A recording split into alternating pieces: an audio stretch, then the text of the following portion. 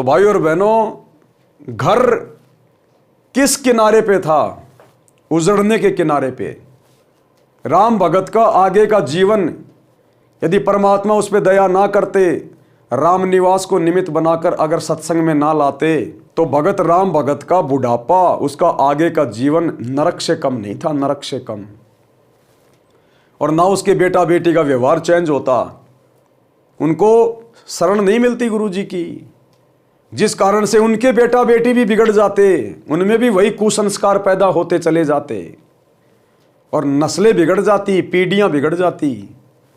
लेकिन एक व्यक्ति ने समझदारी दिखाई, राम भगत ने सतगुरु की शरण ग्रहण कर ली, सतगुरु के सत्संग वचन सुने, भक्ति शुरू कर दी।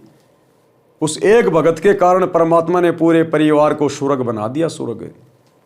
तो इसी प्रकार भाई और बहनों, अभी आप लोग जो सतगुरु रामपाल जी की शरण से दूर हैं, आप लोग जो ये सोच के बैठे कि बस हमारा बेटा नौकरी लग गया, बेटी नौकरी लग गई, बहुत बड़ा अधिकारी बन गया, अरे बड़े बड़े मुख्यमंत्री जेलों में पड़े हैं, आपको तो केवल छोटा मोटा अधिकारी लगा है, मुख्यमंत्री तक जेल में चले जाते हैं। ये सब अपने अपने संस्कारों का कारण है, पाप और पुण्य के कारण सारा खेल हो रहा है यहाँ पर। अगर अपने जीवन में संस्कारों से ज़्यादा चाहते हो, अच्छा चाहते हो, अपने भाग्य में कुछ परिवर्तन चाहते हो, आने वाले संकटों से छुटकारा चाहते हो, जिन संकटों के विषय में आपको नहीं पता कब आपके घर पे बिजली गिर जाए, आप लोग तो खुशी खुशी बेटा नौकरी लग गया, पूरे परिवार को लेके किसी बाबा जी के दर्शन करने जा रहे, पहाड़ों पे, मंदिरों में, तीर्थों पे, और रास्ते में गाड़ी एक्सीडेंट हो गई। जैसे दुनिया कुंभ के मेले में अपने पाप कटवाने जा रही थी, वहां भगदड़ मच गई, दुनिया खुद ही कट गई। अगर वे आत्माएं सतगुरु की शरण में होती तो पहली बार तो इन तीर्थों पे धक्के खाने नहीं जाती, उनको पता चल जाता कि शास्त्र अनुकूल भक्ति साधना क्या है। इस प्रकार इन तालाबों में, नदियों में नहाने से, धोने से पाप नहीं कटते। और वे आत्माएं सतगुरु की शरण में आके सत भक्ति करती, ये मनमाने आचरण करने से बचती, उस भीड़ में जाने से बचते, और आज वो मृत्यु को प्राप्त ना होते। तो सतगुरु की भक्ति से हमारे संस्कार भी कटते हैं, हमारे जीवन में परिवर्तन होता है, विचारों में परिवर्तन होता है। सतगुरु अपने आशीर्वाद से भगत का परिवार सेट कर देता है। इसलिए गुरु की शरण की आवश्यकता होती है। लेकिन नकली गुरुओं की शरण से, उनके सत्संगों से कोई परिवर्तन नहीं होता, कोई बदलाव नहीं होता। सच्चे सतगुरु की शरण ग्रहण करनी पड़ेगी। और आज आप सभी का परम सौभाग्य है, सच्चा सतगुरु, सतयुग से ऋषि महात्मा जंगलों में जा जाके मर गए, एक एक पैर पे खड़े होकर तपस्या करके गड़ गए। आज तक ये सतगुरु और इसकी सत भक्ति नसीब नहीं हुई। और आज इस कलयुग की पिछली पीढ़ी में चूंकि ये भक्ति युग शुरू हो चुका है, आप और हमें मनुष्य जन्म प्राप्त है, सतगुरु धरती पे प्रकट है। परम सौभाग्य है आप और हमारा। ब्रह्मा विष्णु महेश और देवी देवताओं को भी ये सौभाग्य प्राप्त नहीं है, क्योंकि वो भी मोक्ष के लिए भटक रहे हैं, लेकिन काल के हत्थे चढ़ गए। यहाँ नकली साधना करके चले गए, नकली गुरुओं के शरण में दान पुण्य करके चले गए, दुनिया भर के भंडारे और कंबल बांट के चले गए। उस पुण्य के कारण वो देवी देवता तो बन गए, लेकिन मोक्ष से वंचित रह गए। अब जितने दिन उनके दान पुण्य की कमाई रहेगी, तब तक वो देवी देवता बन के मौज करेंगे। जिस दिन वो कमाई खत्म, ये काल नीचे पटक देगा, गधा कुत्ता सुअर बनेंगे। तो देवी देवताओं को भी ये मौका नसीब नहीं है जो आज आप और हमें है, पूर्ण मोक्ष प्राप्त करने का, उन देवलोकों से भी उत्तम स्थान सचखंड में जाने का, सदा सदा के लिए अखंड सुख प्राप्त करने का, सतगुरु के सतलोक में जाने के बाद फिर ना कभी मरना, ना कभी बूढ़ा होना, ना कभी कोई रोग होना, ना कोई काम धंधा करना, सबको एक समान सुंदर शरीर।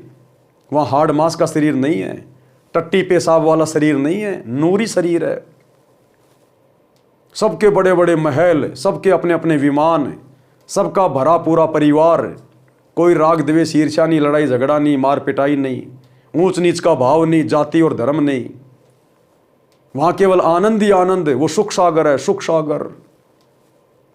लेकिन वो कैसे मिलेगा? आज यदि आप सतगुरु के सत्संग सुनना शुरू करेंगे तो, और ज्ञान समझकर जब आप इनकी शरण में आ जाएंगे, इनके द्वारा प्रदान की गई सतभक्ति शुरू कर देंगे, तो सतगुरु धीरे धीरे सब कुछ परिवर्तित कर देगा, सब कुछ चेंज कर देगा। तो भाई और बहनों, आज के वीडियो में हम केवल इतना ही लेंगे।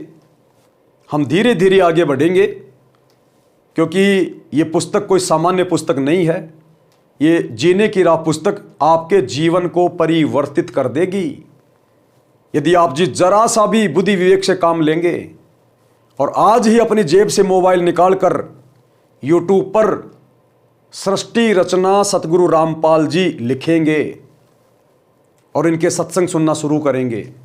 जिस घर में सतगुरु रामपाल जी के मोबाइल पर या स्पीकर में सत्संग भी बजने शुरू हो जाएंगे, उस घर के और घर वालों के संस्कार उसी दिन से चेंज होने लग जाएंगे।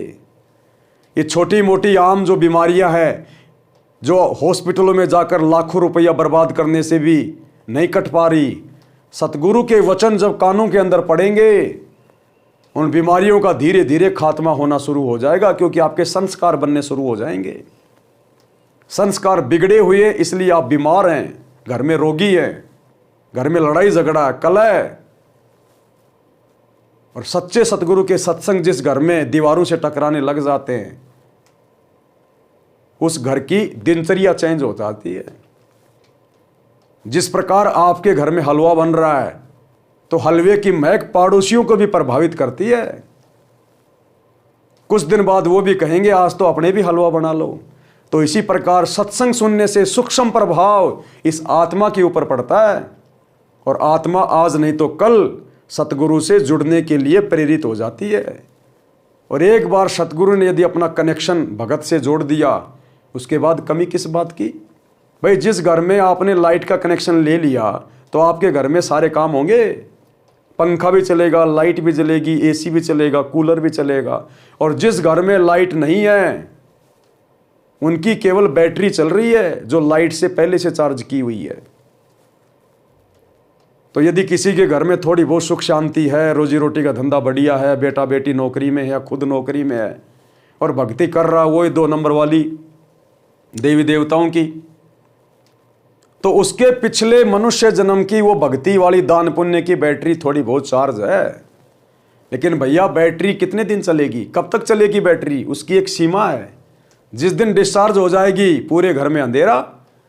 जिस दिन आपके पिछले पुण्य कर्मों वाली बैटरी डिस्चार्ज होगी, दुखों का पहाड़, अचानक से आप रोगी होंगे, कभी एक्सीडेंट होगा, कभी किसी युवा की मौत हो जाएगी। फिर आपकी भक्ति कहाँ गई वो जो आप मंदिरों में, मस्जिदों में, चर्चों में, गुरुद्वारों में, कुंभ में, महाकुंभ में, हरिद्वार में, गया पे, तीर्थों पे कावड़ ला रहे थे, बद्रीनाथ, केदारनाथ, जगन्नाथ, दुनिया भर के व्रत करना, वो सारी भक्ति करते करते भी तुम्हारे ऊपर कष्ट, लेकिन फिर भी आप लोगों की बुद्धि नहीं खुलती, कभी काल खुलने नहीं देता। ये बुद्धि खुलेगी सतगुरु के सत्संग सुनने से, और जिस दिन शरण में आ जाओगे उस दिन तो कहना ही क्या। तो गुरुदेव भगवान के आशीर्वाद से आज के वीडियो में हम केवल इतना ही लेंगे। कल रात्रि 8 बजे सभी भाई बहन फिर से लाइव जुड़िए। तब तक गुरुदेव भगवान हम सबको आज्ञा दें, इजाज़त दें, सद्बुद्धि दें, आशीर्वाद दें। बंदी छोड़ सतगुरु रामपाल जी भगवान की जय हो। भाई जो गुरु बचन पे डट गे, कट गे फंद 84 के, कट गे फंद 84 के, कट गे फंद 84 के।